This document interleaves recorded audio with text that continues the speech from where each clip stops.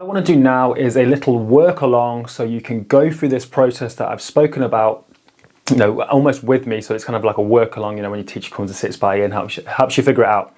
So because the more we do it, the quicker we're going to understand it, the easier it's going to be, the more simple it's going to be to kind of make things more complex further down the line if we choose to.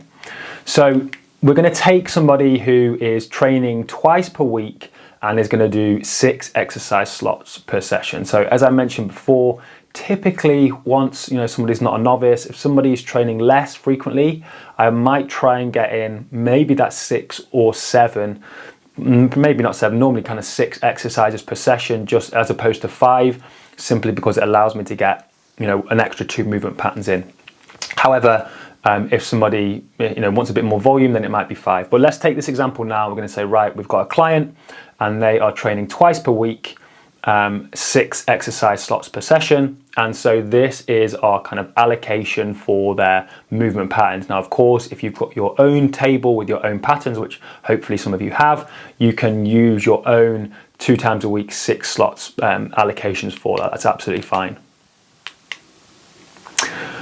Next thing we need to do, so we've said how many days a week is this person training, how many exercise slots per session, gives us a total exercise slots of 12 for this individual. This person's only training twice per week, so my only option here is to do full body training. I'm not going to do any other training split here, it just wouldn't make sense logistically. And so I then take my 2 times per week full body session and I say, okay, they're going to do full body training, so I'm going to choose obviously that allocation for my slots. I now need to allocate those 12 exercise slots that I've got over my 2 full body training sessions. And there's an easy way to start to do this, because I'm going to say, well, which movement patterns are trained twice per week? They of course need to go 1 in each session. I'm not going to if I'm only training, if I'm doing 2 hip dominant movements a week, probably doesn't make sense to put them both in on 1 session. Now I could do, but I'm typically going to try and fill in those exercise patterns that are being trained to have 2 slots over the course of the week. So in this example, it's vertical push, horizontal pull, bilateral knee dominant movement, bilateral hip dominant movement. So all I'm doing here is going to those columns and putting in 2 ticks. All right, I'm just saying they're going to both have an allocation on each training day. I now need to put in the 1 exercise slots per movement patterns and try and just make sure that it's evenly spread out as possible. Now this is fairly evenly spread out anyway, but I don't want to have, as I said, all my pulling on one day, all my pushing on another day, etc. So I'm just going to tick these off as I go. And then this would be the kind of training split that I end up with. So yes, the split was 2 full body sessions, but when I've allocated my slots, session 1 has horizontal pull, vertical push, vertical pull, bilateral knee dominant movement, unilateral knee dominant movement, and a bilateral hip dominant movement. Session 2, as you can see, is slightly differently. Straight away, I can see that my vertical pulls are only getting hit once per week, as is my horizontal push. Remember what we said before, unilateral kind of lower body movements, you're already hitting the upper body stuff, so that's kind of getting hit anyway. But my vertical pulling and my horizontal pushing, that's only getting hit once per week. Now, of course, there's a counter argument here, we're always thinking in grey, to say that, yeah, horizontal pushing, definitely, I probably want to try and push up the per session volume there, so as many sets as I can within the time frame for that exercise, maybe some rest pause, some drop sets or whatever it might be to push up the session volume if it's needed. If you've got like a really novice clients, you might throw it in there, Gen Pop clients, you might throw it in there for variety's sake, but not necessarily because it's needed from a physiological standpoint. But they're going to basically be getting a full week between their horizontal pushing, so we can push that per session volume up relative to them. However, with my vertical pull, we might say, yeah, I'm still doing 2 horizontal pulls each week. Now, depending on the path of motion and if we're actually getting much lats within those, you might decide you don't need some intensification methods for that vertical pull, but more advanced clients, you might well put it in there, again, just for the sake of that variety for the mind, stability for the body. But pretty quickly, I've gone, how many days a week is this person training? How many exercise slots per session? How many total exercise slots? 12. I've looked at my allocations from that table, which you can see that at the top where I've put there. And then I've said, what's my training split? Well, they're only training twice a week, so it's got to be 2 full body sessions. And I'm sure none of this is new to you, but hopefully it's given you a really easy thought process to work through. And then I say, okay, which movement patterns are being trained twice per week? Let's put those in place first. And then let's fit in the exercise patterns that are only being trained once per week around those ones that are being trained twice per week, making sure we're trying to get as much even distribution as possible. From there, I can really quickly see that everything's getting hit at least twice per week, apart from my horizontal pushing. So horizontal pushing, I'm going to try and drive up the per session volume for that, either with more sets or with intensification techniques. So far, so good. Now, this is really quickly just to show you that you can do it whichever way you want. We just typically try not to violate those rules we spoke about in the theoretical foundations in terms of not, I don't want 3 slots for one movement potentially in one session. I don't want to be supersetting all my lower body movements, etc., etc. But this would be, the second option here would be a perfectly viable option. Again, we're still hitting a lot of the same areas that we said before in terms of frequency and volume and all that kind of stuff. The next thing that we need to do then is make sure that they work logistically and physically in terms of our set configurations. So when I'm talking about that, this is where I'm talking about, am I going to have them as straight sets? I'm probably not going to have straight sets all the time because it doesn't allow me to get the most amount of work done that we can. Am I going to have paired sets or supersets or tri-sets or circuit sets? And we'll get into more of this in the later weeks, in week 3. But when I'm talking about pairing exercises together, and hopefully you're all on the same song sheet with me here, I'm thinking, does it work logistically? So similar kit potentially. So we've mentioned this idea of horizontal pushing and pulling works really nicely on a bench, but I'm not thinking of having to use like 2 massively different pieces of kit, especially if I'm in a mobile gym. Maybe I'm using a more kind of stable piece of equipment. Maybe it's, I don't know, like a leg press with a more mobile piece of kit, so like a band or some dumbbells or a kettlebell that I can take over there to superset. Or if you're in a semi-private facility, what can be kept within your pod, for example. Doesn't require lots of adjusting. So again, if you're working in obviously non-COVID times in like a pod kind of system, does it require lots of weight unchanging and changing for different clients? We've got to think logistically, because the better our session flows logistically, the more training we can actually do as opposed to organizing people. And then when I think of exercises working together physically, are they non-competing? So I've already mentioned this idea of, well, if I put split stance work and then I try and do a squat, that's not going to work very well. That's why I typically tend to try and superset upper and lower body exercises, or we can do pushing and pulling potentially. Am I going to put if I'm doing a superset, I'm probably going to want to put my most demanding exercise first, so I'm not coming into that already fatigued, and then it's going to be, a bit of a shit show. Make sure they don't tax similar muscles, so even those joint managers. So, and this really does depend on how hard you're pushing, etc. But I'll give you quite a funny example of myself.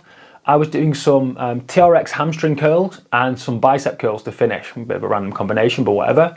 I actually had to stop my set of bicep curls because my hamstrings were about to cramp, because they're having to hold my hips still in that isometric, that extreme ownership of my positions that we spoke about, as I'm trying to just, be perfectly isolated in my bicep curl. And actually I ended up having to stop my set on my bicep curls because my hamstrings couldn't hold that position any longer.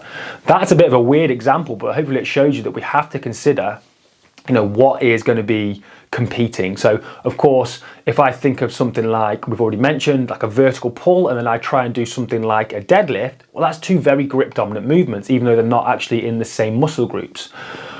So what I might say is, actually, if I'm going to do some sort of hip hinge with a vertical pull or a horizontal pull, maybe it's going to be more of a supine hip hinge. That's why I started to break these movement categories out. So it's something like a hip thrust or a glute bridge that can be paired with a vertical pull.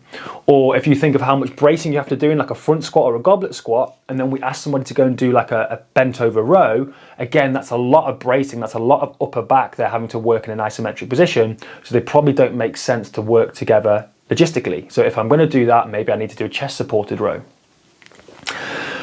One thing I also try and avoid here is pairing 2 unilateral exercises together, simply because it then basically becomes 4 exercises. The amount of central fatigue that generates is super, super high, and it just doesn't typically tend to work out too well. Or if it does, you're not getting very many sets in whatsoever. So I'm not saying never do it, but you may need to do it with slightly less exertion, so more reps in reserve, and have slightly lower, either lower volumes for the amount of time that you allocate, or you have to allocate a really long block. But I have seen people try and use something like two unilateral movements as part of like a tricep, and you're basically just doing a circuit set overall. So what I typically tend to do, and we'll talk about this more, is I pair unilateral movements with bilateral movements and I count it as a tricep, but we'll talk about that in time allocations later on. So going back to what we've already said, and you're going to get sick of me saying these things, but the more you hear it, and hopefully you can kind of preempt what I'm already going to say. How many times a week is this client training? How many exercise slots per session? In this instance, they're training twice per week, 6 slots per session, so I've got 12 exercise slots. Based on the goal of the block, how am I allocating my slots over my movement patterns? Is it balanced or is it biased? Once I've done that, I need to select my training frequency and the training split. Well, the training twice a week, it's got to be full body sessions. I then need to allocate my exercise slots for each pattern over those 2 sessions and making sure that I'm trying to hit most things twice per week. I'm not putting all of my slots for one movement into one session. And I'm trying to think about having exercises that aren't going to compete for the same muscle groups too much. So at this point, we have this on session 1, horizontal pull, vertical pull, bilateral knee, unilateral knee, bilateral hip, and then different for session 2. What I now need to do is for each individual session is allocate these movement patterns together. And I'm thinking, well, which movement pattern do I want to go first? So it would be really easy to say, well, on session 1, I'm going to do bilateral knee dominant movement first. And on session 2, I'm going to do a bilateral hip movement first. So day 1, squatting, day 2, deadlifting. They're the most complex, probably the most demanding exercises. They're going to go first. Or depending on how I'm configuring my slots, what are my paired sets going to be? So here, hopefully you can see just based on the color coordination, my 2 sessions have 6 slots each, of which I'm going to do 3 paired or supersetted exercises. Now it could absolutely be a main lift, a paired set and a tricep at the end. It's up to you. And remember, you could have one day with 5 slots, one day with 6 slots. Again, it's up to you. But how much time we have in all of these will come down to our logistics, our planning, how efficient we are with our movement preparation, and if we're deciding to put in a finisher and a cool down. Long story short, it's completely up to you. I don't include cool downs very often with my clients simply because I don't see the physiological benefit, maybe psychological benefit to check in with people. If you've been doing really hard intervals, then maybe you would do as well. But for most people, I teach them how to stretch and cool down. That then allows me to have more time with them doing the more impactful stuff, which is resistance training. So once I know my slots for each session, I now know that I've got 3 paired sets. I'm going to try and allocate each one of my ticks or my movement patterns to my session, trying to make sure that they just work out logistically. Like I said, I don't want 2 lower body movements together. I don't want 2 pressing movements together. I don't typically want a vertical pull with a hip hinge. And so this is the bit that most people will find quite tricky to start off with, just making sure these exercises work appropriately. And it might take some rejigging, but once you have this template in place, this is basically where you can come to and start for lots of clients. You can just say, well, what exercise is right for them? What kind of reps are right for them? What kind of sets are right for them? And then you can adjust from there. So as I said, I'm going to say my bilateral knee dominant movement is going to go first. And here I'm just using the colors so you can see the different movement patterns, not the pairing of the exercises as it was before. So this is the first attempt I had, right? I kind of just took my different ticks and I put them in order. And if these were going to be paired setted now or supersetted, I'd have a hip dominant movement with a vertical push. That works out okay. But then the next 2, I've got a unilateral knee dominant movement with a bilateral knee dominant movement. That doesn't make much sense at all. And then the horizontal pull and the vertical pull. So, okay, that doesn't work either. So this is what I said, you might take a little bit of time just to configure things around. So I'm going to move a few pieces around. And so now I've got my first paired set or superset as bilateral hip dominant movement and a vertical push. Yeah, works well, non-competing. We're going to be good there. I've got horizontal pull and bilateral knee. Yeah, again, non-competing, works pretty well as long as I'm not, as we mentioned before, doing like a goblet squat into that kind of bent over row. I'm going to be absolutely fine there. And if I am going to do some sort of bent over row, maybe I just give that upper back a bit of a rest with some chest support. And then I've got a vertical pull with a unilateral knee dominant movement. Again, that seems to work out a much better. Brilliant. I'm going to do the same thing for session 2. So bilateral knee dominant movement, horizontal pull. And this is why I do like doing it on computer, because you can put it in there and then if it's not right, you can pretty quickly just rejig things round. But this would be now where I'm saying, yes, my pairings work logistically and physically. What I now need to do is put in my exercises that are specific to the client, the sets and reps that are specific to the goal of the block, the client, their tolerance, etc., etc. But I've got to this place so far, going through the thought process that we've spoken about. I'm not going to do, I'll save you me saying it again this time. But this program, as long as I don't do something stupid, will follow all of those recommendations that we spoke about before. Now, it might be lower than the 10 to 20 sets per muscle group per week, but that's got to be expected when someone's only training twice per week. But if I allocate the timings for each block appropriately, and I have appropriate rest between the exercises, I'm going to be in the rep ranges that we said, I'm going to be pushing them to the efforts they said, the volumes they said, I'm distributing my volume twice per week per muscle group. All of those pieces around the scientific principles that we spoke about, the theoretical foundations, all fall into place here. And when I've only got one exercise being trained once per week, that might be an opportunity for those intensification techniques, etc., etc., etc. So that's why I went through really quickly those theoretical foundations, because realistically, as long as we're following through on these thought processes, we're going to be matching what the current recommendation says, so we can stop worrying if it's scientifically sound, because it is. So we have ensured that they work logistically and physically. Now we need to take those movement patterns and say, what is the appropriate exercises for my client and reps based on the goal of the block? So for example, if it's a more intensity-based phase, it's going to be lower repetitions and more stable exercises. And then I'm going to say, how much variety do I want? This is something we'll cover more in block 2, but typically more novices need less variety in their exercises. So for example, if they were squatting twice per week, it might be the same squat, whereas somebody who's more advanced could get away with 2 different squat variations. And then the same thing for my sets and reps. So a more novice client, they might just need the same sets, the same exercises, session 1 and session 2. Whereas my more advanced clients might be able to have more variety in the movement and more variety in the repetition scheme. So think back to that example I gave you a while ago of the upper and lower body split. The lower body day, more strength-based, 6 to 8 reps. The upper body day, more hypertrophy-based, 8 to 12 repetitions. And so we've got varied sets and rep schemes. And I could say on the strength day, we do squats, and on the hypertrophy day, we do leg press. We'd have varied sets and reps, we'd have varied exercises for my more advanced client. However, the more novice client, goblet squat, 3 sets of 6 to 8 on day 1, goblet squat, 3 sets of 6 to 8 on day 2. Less variety. We're going to decide, are we going to have strict or zonal prescription? We'll get into that. And then also variety methods that we'll look at in phase 2. But hopefully you can start to see how flowing through this thought process gives us a really solid way to program each and every time. So very quickly then, this is what it might look like. Don't get caught up on the exercises.